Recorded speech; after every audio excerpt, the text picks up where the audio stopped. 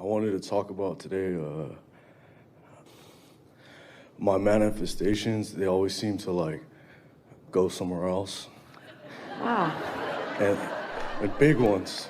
They're big, really big. This is really good because this is the perfect logical continuation of this conversation. That's why right before you came up, we said the maintaining of your vibration, the maintaining of your vibration, the maintaining of your vibration. Mm-hmm. So what we were talking about a little bit ago, and we'll let you speak, but we just want to lay a little groundwork here. What we're talking about is finding the path of least resistance and practicing feeling good until you've allowed something to manifest. But once it is manifested, the appreciation that you feel for it is what continues its relationship with you. But defending it or justifying it to others who have decided you don't deserve it, that's what causes your vibration to erode so it doesn't stay with you. Does that sound familiar at all? It does. Yeah. It does. I learned to let go of a lot of things. I noticed that like at one time, like when I was younger, I kind of understood this at an early age. Yes, you did. You all did. And then you got talked out of it by others who had forgotten. Yeah, but it was kind of just like in a blink of an eye, just like a thought, and then it kind of scared me, and then I just felt like I was boxed into a lot of resistance, and then I didn't know how to get out of it, and it's just... Well, you do now. I keep good momentum, but it's almost like the resistance, like it's conscious. Well, this is the phrase that we would like you to say many, many, many times in the day as you're moving forward. That was then, this is now. Uh-huh. That was then, this is now. That was then, this is now. That was then, this is now. That was then, this is now. And then I didn't know what I know now, and what I know now is different than what I knew then. Everything in my life reflects what I know now, and so sometimes I like to take a little trek down memory lane because everything I lived, as best as I can remember it, validates what I know now. But what I know now is that I can take a path of lesser resistance. So is there something that you had that went away that you're wanting to bring back? You said big things. You said big things. Oh, man, it's just like...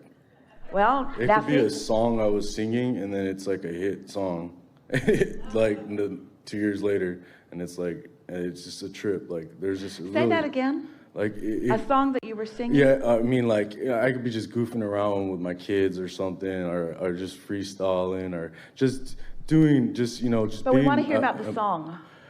Singing the song, and then 2 years later, what? It just being on the radio. Yes? Like a #1 song or something. Just stuff like that. Just in a relaxed state. Just simple things. So you feel like the maestro that is controlling your universe? It's there, but I feel like I know it's there, but I just feel like it's kind of just like bricks on me, and then okay, we like that, And well, the reason it feels random is because you're not consistent in it.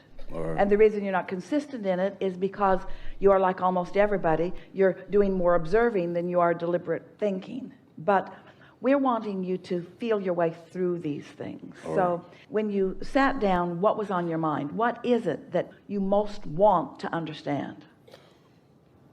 I don't know how to get rid of the resistance completely. I feel like I meditate, and I feel like... We don't want you to get rid of all resistance all at once. Yeah. And you never will be completely rid of resistance because you're moving into new territory, and unknowns cause resistance. Mm-hmm. But the way to release resistance is by caring about the way you feel, and by hearing us and practicing the notion of taking the path of least resistance. So let's take a subject and let's do it. Let's find less resistance on a subject that matters to you. All right. On a subject that matters to me, least resistance, I don't like to worry, and I think my problem is I do worry about other people more than myself, but I just don't. All right, so give us an example of something that you worry about, because we want to say worry is your indication of resistance. So I have resistance. I'm taking the path of more resistance by deliberately worrying about someone. Yeah. So pick some common subject that you often worry about, and let's work the kinks out of it. Make a worrisome statement. I worry about. I worry about just like my future, my.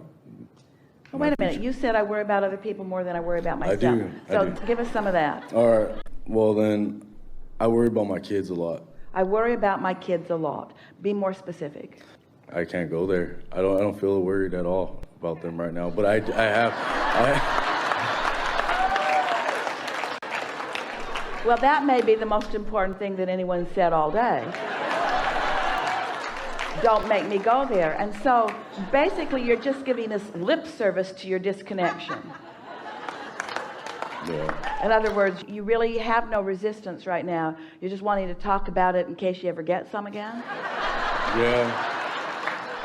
No, but my resistance is, I sound crazy, but sometimes I feel like my resistance is like actual, like I can hear it. I can hear like voices and stuff. That's just weird. It is weird. And I think I manifested that. Like I think I was a kid and I just said, this is the vortex and what is it doing there, you know? And I was scared of it and I didn't want to be scared of it. And I think I manifested a lot of things that I'm dealing with now as a child. And I don't know why it was there. It scared me. And I wanted to kind of like, I played around in it. Here's the path of least resistance for you. We're going to speak from your point of view. I remember from a previous time of my life being in more consistent alignment. I remember feeling my power even more than I feel it now. Not necessarily more in the terms of greater spiking of it, but more steady. And then, I don't know how, but somehow that sort of eroded, and I never took that well. And now I'm realizing that the reason that I keep wanting to get back to that more powerful feeling, back to that more consistent feeling of well-being, is because that really is what's natural to me.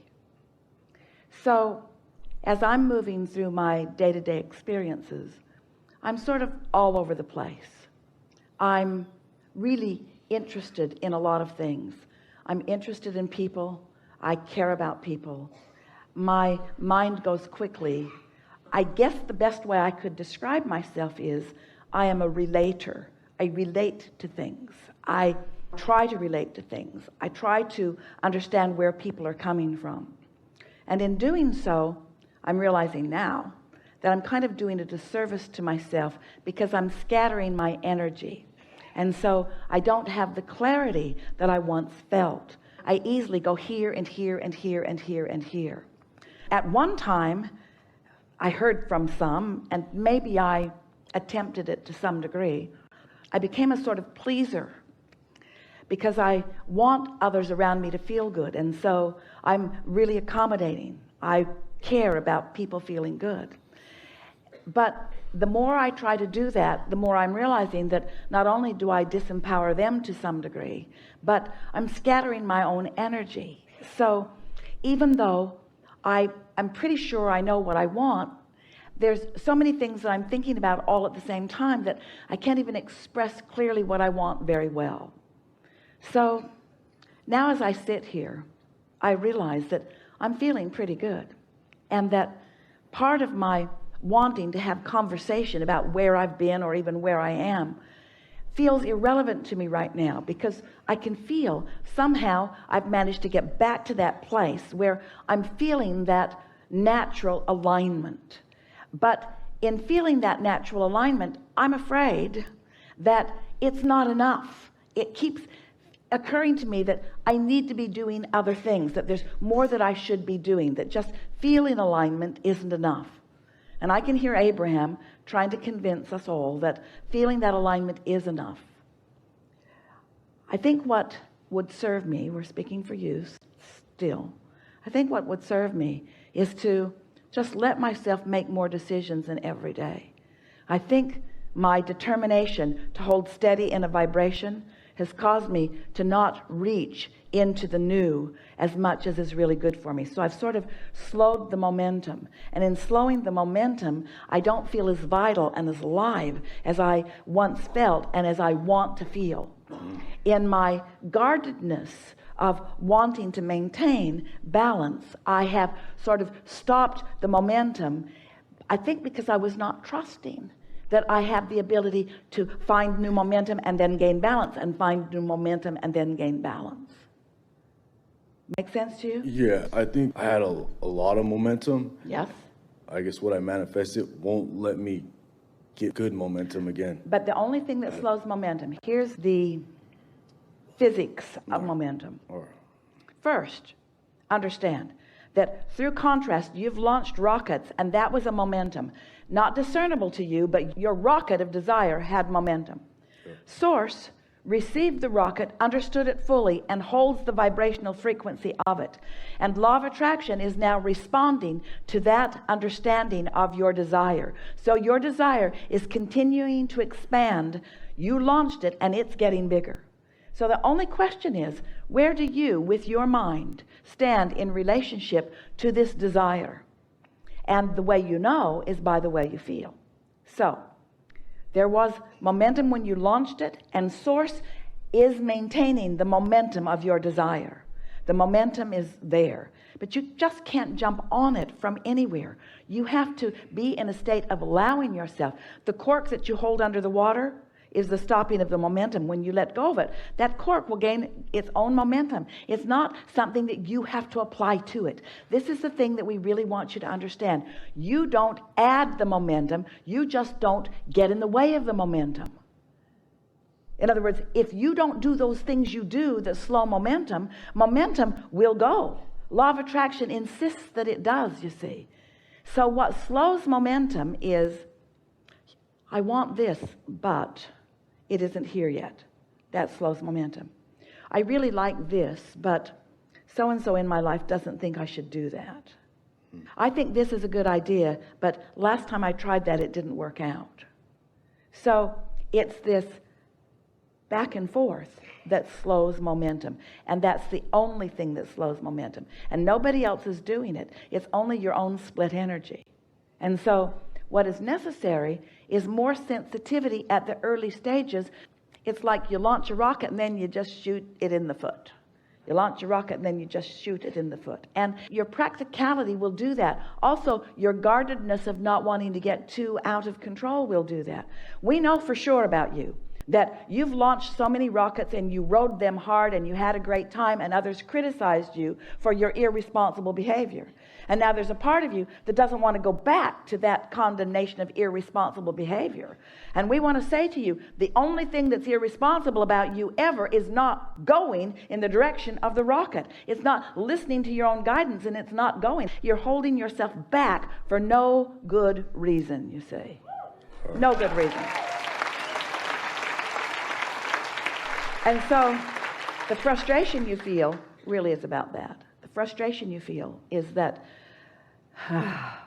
your desires are calling with such a loud voice. And often you get in the receptive mode where you actually hear the calling. The ideas are coming in such a powerful way, and yet you quell them in your habit. That's all. All right. Everything's good. Everything's great. We think this is a really good time for a segmented refreshment.